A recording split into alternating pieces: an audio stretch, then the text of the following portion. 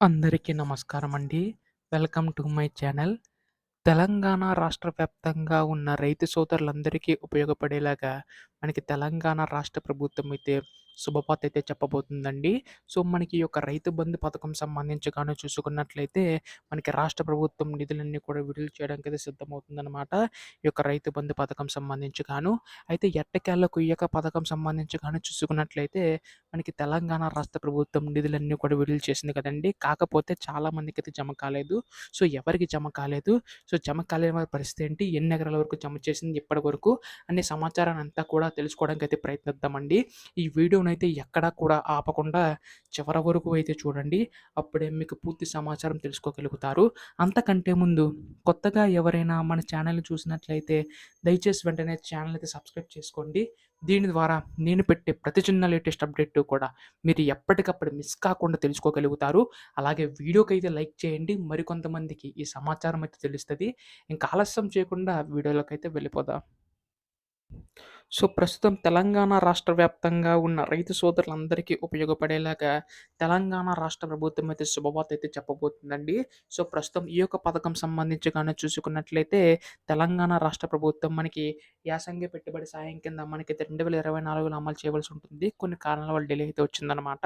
అయితే ఇప్పుడు మనకి 2025లో జనవరి 26వ తేదీనైతే మనకి రాష్ట్ర ప్రభుత్వం రైతు భరోసానైతే విడుదల చేయడం అయితే జరిగిందనమాట.